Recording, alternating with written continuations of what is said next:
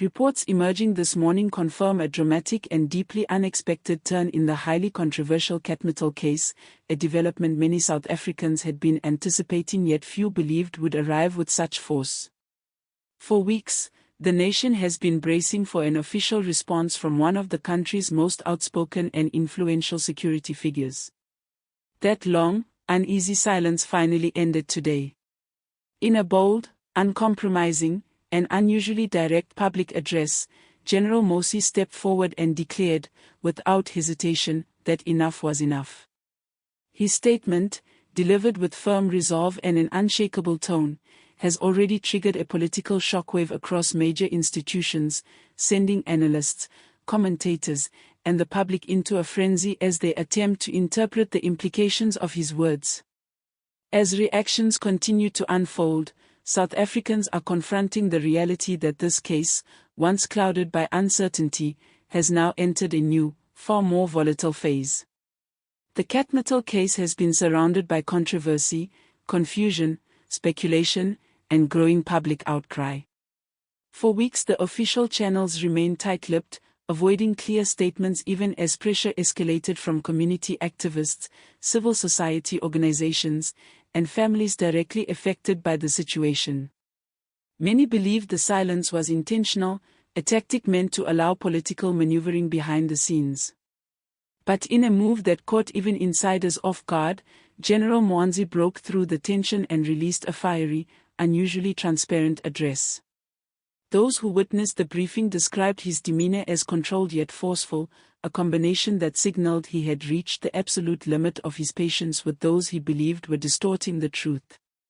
From the moment General Mkhwanazi began speaking, the atmosphere in the room shifted. Observers noted that the tension was palpable, the silence heavy, as though everyone understood the gravity of what was about to unfold. There was no warm introduction, no cautious easing into his message. He went directly to the core of the storm.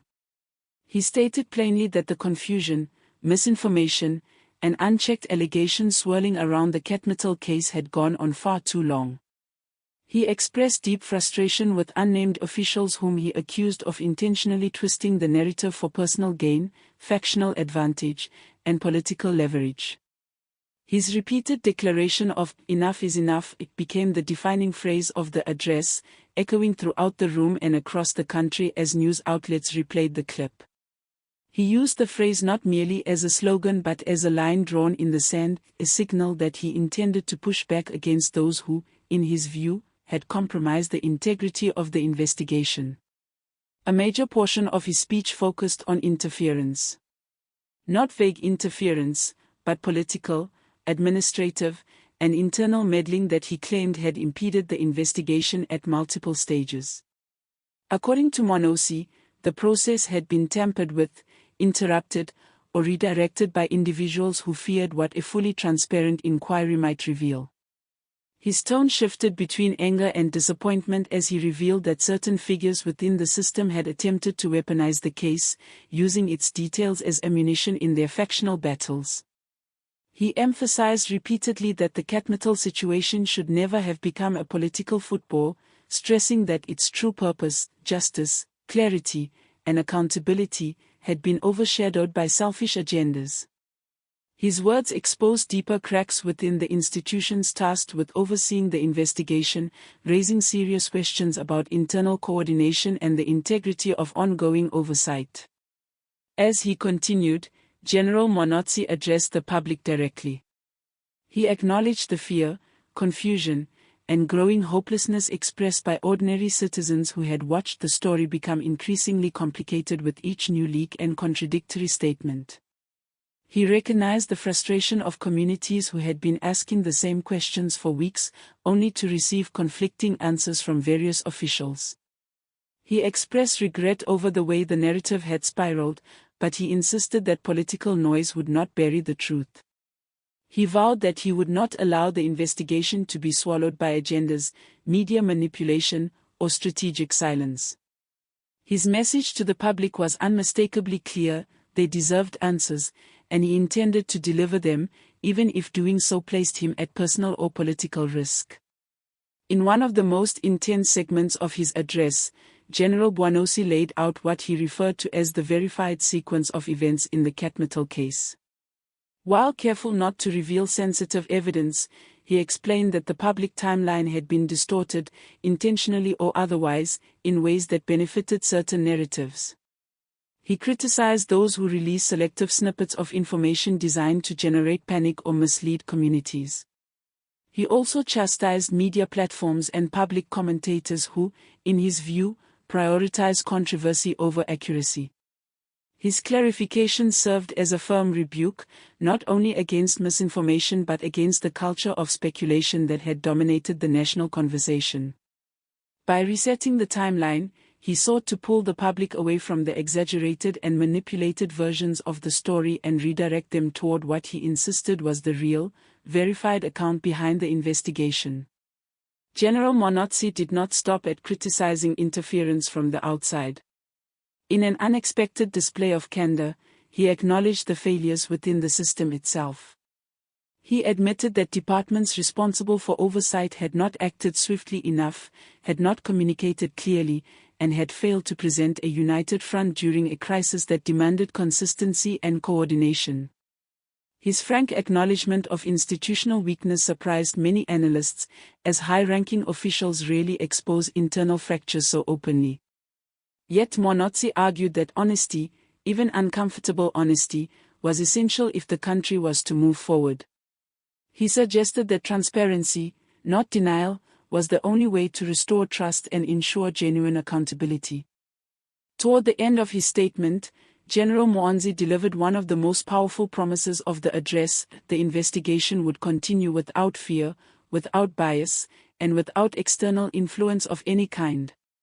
He stated that he intended to personally oversee critical phases of the inquiry to guarantee that no one, regardless of rank, affiliation, or political protection, would be exempt from scrutiny.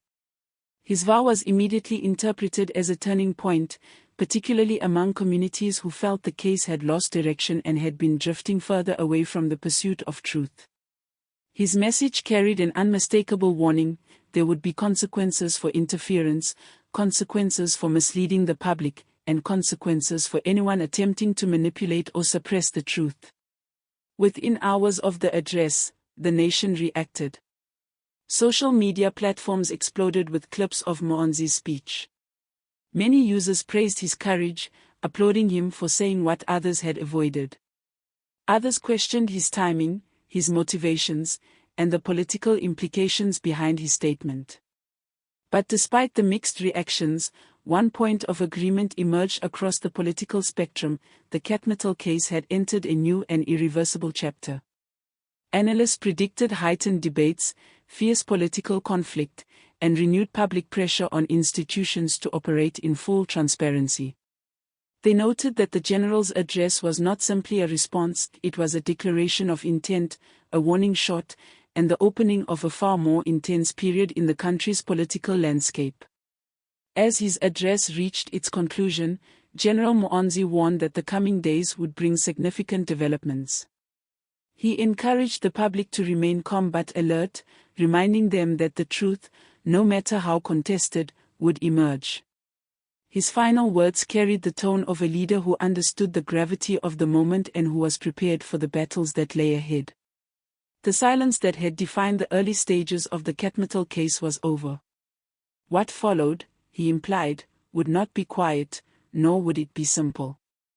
The country now waits, bracing for the storm he predicted, aware that the next revelations could reshape the narrative entirely. For viewers, readers, and citizens seeking clarity in the midst of uncertainty, the need for reliable information has never been more urgent. The developments unfolding around the Catmetal case are set to dominate national discourse, prompting questions about accountability, political integrity, and the future of South Africa's security institutions. With tensions rising and new chapters unfolding, the nation remains on edge, aware that the story is far from over. In the hours that followed General Mkhwanazi's explosive declaration, the atmosphere around the Catmetal case shifted from tense curiosity to a kind of national vigilance. Analysts began piecing together the implications of his words, noting that his decision to speak so openly was highly unusual for someone in his position. Some suggested that his statement hinted at deeper conflicts unfolding behind the scenes, possibly involving high-ranking officials who had long operated without public scrutiny. Rumors circulated that internal documents, previously withheld from investigators, might soon surface, potentially revealing a pattern of obstruction stretching far beyond what had been assumed. Communities directly affected by the case expressed mixed emotions, relief that someone had finally spoken with clarity, but also concern about what might be uncovered next. Many felt that Mkhwanazi's decision to go public marked the beginning of a much larger unraveling, one that could expose systemic flaws within state structures. Civil society groups quickly mobilized, preparing to demand greater oversight over the investigation and calling for the release of key reports that had been kept confidential for weeks. Their message echoed Mkhwanazi's sentiment: the public deserved the truth, and the time for silence was over. Meanwhile, political commentators pointed to the unusual timing of the statement, arguing that it signaled an intensifying power struggle within government. Some analysts speculated that certain factions might be working to undermine the investigation in order to protect influential individuals whose names had surfaced during internal briefings. Others suggested that Mkhwanazi's bold approach could be an attempt to isolate those attempting to manipulate the process, creating space for independent investigators to operate without restriction. Regardless of interpretation, one point remained consistent across all discussions: the general's words had shifted the balance of power. Media houses scrambled to secure interviews with experts, former investigators, and political insiders to provide deeper insight into what might happen next. Several former intelligence officials hinted that Mkhwanazi's accusations were not exaggerated, and that interference in high-profile cases was far more common than the public realized. Their comments only fueled speculation and heightened public anticipation for the next major revelation. By the end of the day, it had become clear that the Keetmatle case was no longer simply a legal or investigative matter. It had evolved into a test of institutional integrity, political courage, and public accountability. Whatever came next, the country knew it was standing on the edge of something far bigger than anyone had first imagined.